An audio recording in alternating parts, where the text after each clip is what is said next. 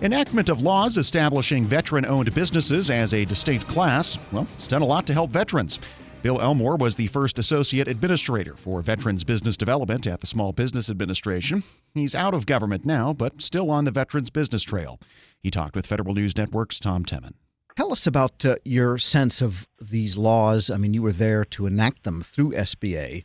And what was it like for veterans before and after? Let's start there. Well, I think the short version is that essentially a generation of veterans was almost completely ignored in federal policy, and that began in the early 1970s. And I and a few other people from around the country worked for almost 3 decades to recreate an engagement on the federal sector with veterans as entrepreneurs. So that's essentially what I ended up doing. I helped draft some of the legislation, all as a volunteer. I was then asked to compete for the position at SBA. I did against 71 other candidates, and lo and behold, they picked me. So I ended up spending 12 years in D.C. putting all the programs, policies, and initiatives in motion. Designed them, implemented them, and tried to fund them. Let's just back up for a moment. Getting Congress to move on something like that, to establish these types of businesses, small businesses that are owned by veterans, started by veterans. Often these great ideas are really, really tough to get through Congress in reality. But how did you find the reception initially, and how did you get this whole thing sparked so that the laws were enacted? Well, the reception initially was, we love you guys, but. And generally, Congress did not pass the legislation that we promoted or that we advocated for. And in fact, I helped draft Veteran Entrepreneurship Acts in 1990 and 1991 and 1992. I testified on supporting those, but none of those 3 pieces of legislation passed Congress. How did we finally get this started? It turned out as sort of the moons aligned, if you will. I'm from St. Louis. I had gotten to know Congressman Jim Talent, Republican from the St. Louis metro area, not because of my veterans work, but because of a toxic cleanup that was happening in his district. And so after 4 years of volunteer work, he asked a question in 1997, does anybody want to talk about something other than this dioxin incinerator? And I said, sir, I'd like to talk to you about how veterans are left out of the federal sector. And that's what opened the door. We developed some concept papers for him with a small circle of friends I had around the country. We engaged for a couple of years. We actually passed in the SBA reauthorization in 1997 some attention on veteran entrepreneurs, but it was kind of torpedoed at the last minute by a couple of opponents on the Hill. Leap forward to 1999 with a lot of steps in between and a lot more people getting involved. We drafted what became Public Law 10650, the Veterans Entrepreneurship and Small Business Development Act of 1999. And lo and behold, Jim was so skilled politically, working with both sides of Congress and working with both the Small Business and Veterans Affairs committees, that we passed Congress unanimously without a single dissenting vote in 1999. This work would have spanned both the George H.W. Bush and the Clinton administrations. Did you get good vibes from the administrations during that period? No. Actually, the Clinton administration generally opposed most of the legislation, and in fact, they testified against much of it at the markup hearing in 1999 over at the House Small Business Committee.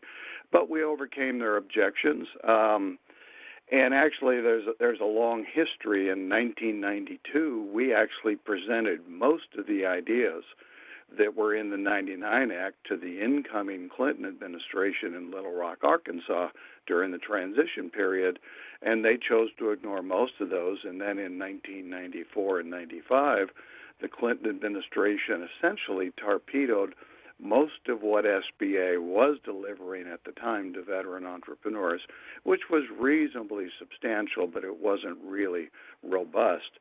So we had to overcome a lot of things there. But we did, and then lo and behold, the Clinton administration hired me. Well, I guess anything is possible in political Washington. We're speaking with Bill Elmore. He was the first associate administrator for Veterans Business Development at the Small Business Administration. And in the initial enactment period or post-enactment period, and you started to set up programs, what did you see in terms of the types of veterans and the types of businesses that were coming forward to SBA for help in establishing businesses? Well, what we saw was that most veterans, and by the nature of their service, which often is overseas, they didn't know SBA existed by and large. And if they stumbled into a small business development center or a women's business center or perhaps an SBA lender, they may have heard about the programs and they may have utilized them, but the SBA was reaching at that point about 50,000 veterans a year. When I left in 2012, we had upped that number to somewhere in the range of 200,000 veterans a year who receive, whether it's business counseling, procurement opportunity, SBA financing, disaster loans, loans for reservists who were activated, who were entrepreneurs. There's a whole range of things that SBA delivers.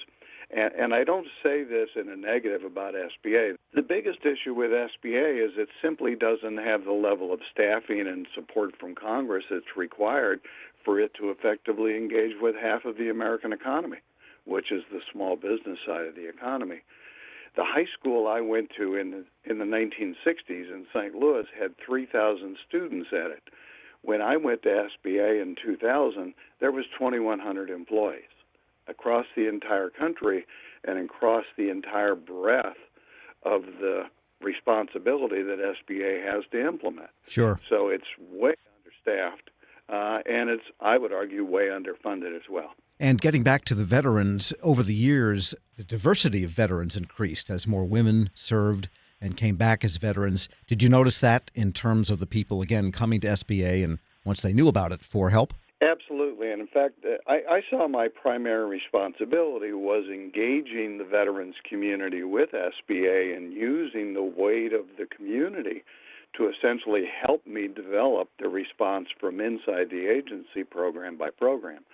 So one of the programs we created in 2011, a year before I retired, is a program called Women Veterans Impacting the Spirit of Entrepreneurship, or the short name is VWISE. And we've discovered a number of things through VWISE, which is delivered by Syracuse University and the Institute for Veterans and Military Families now.